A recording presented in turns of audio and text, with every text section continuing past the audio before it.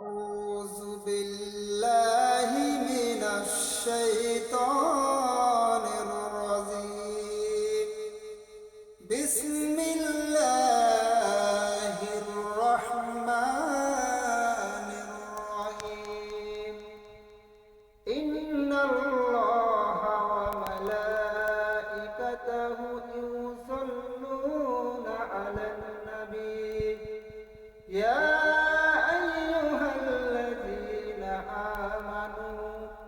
صلوا عليه وسلموا تسليما বিতাড়িত মওদুদ শয়তানের কাছ থেকে আমরা পানাহা চেয়ে নিলাম। আল্লাহ রাব্বুল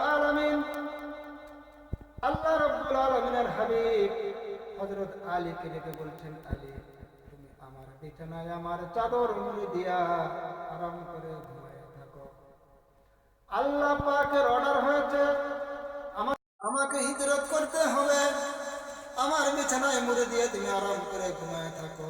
হযরত আলী বলতেছেন, ইয়া রাসূলুল্লাহ, আপনার বিছানায় আপনার চাদর মুড়ি দিয়ে আমি আরাম করে ঘুমায় থাকবো। সকালবেলা কাফের বেঈমানেরা এসে আমাকে মুহাম্মদ মনে করে তাদের তরবারি দিয়ে টুকরা টুকরা করে জমিন থেকে আমাকে বিদায় করে দেবে। আমার দিলের ভিতরে কোনো দুঃখ কষ্ট থাকবে না, আমার দিলের ভিতরে এটাই তৃপ্তি হতে থাকবে, আমি আলীর জীবনের বিনিময়ে আল্লাহর নবী দুনিয়ায় বেঁচে আছেন। আল্লাহর নবী বাইরে দরজা থেকে বাইর হয়ে দেখলেন চতুর্দিকে কাফের ঘেরাও। তিনি এক মুষ্টি বালু নিলেন হাতে, শাহাদুল বুজু করে দম করে বালুটা ছেড়ে দিলেন। চতুর্দিকে কাফের চোখে পৌঁছায় গেল, কাফেরেরা চোখ রগলাইতে লাগলো। আল্লাহর নবী কোন ফাঁকে ছুটে গেলেন, একটা কাফেরও টের পেল না। পরবর্তী সময়ে আল্লাহ রাব্বুল আলামিন আল্লাহর হাবিবকে ডেকে বলছেন, ওয়া মা রামাইতা ইয রামাইতা ওয়ালাকিন্নাল্লাহা রামা।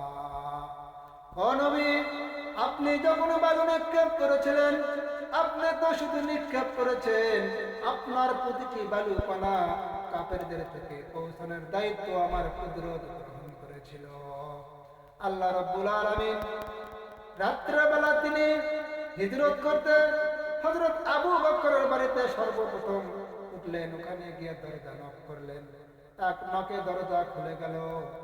হযরত মুহাম্মদ সাল্লাল্লাহু আলাইহি সাল্লাম বলছেন, আবু বকর, একটা ডাকে তুমি কেমনে সাড়া দিলে?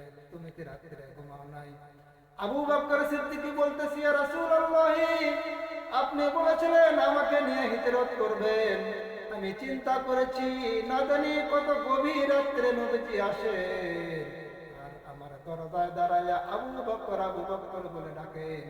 আমি আবু বকর যদি বিছানায় আরাম করে ঘুমায় থাকি, আল্লাহর নবীর সঙ্গে বেয়াদবি হয়ে যাবে। এই ভেবে আমি বিছানায় না ঘুমাইয়া এই দরজার সঙ্গে পিঠ লাগাইয়া দাঁড়ায়া দাঁড়ায় ঘুমাচ্ছিলাম। আবু বকরকে সঙ্গে নিয়ে হুজুর রওনা দিলেন।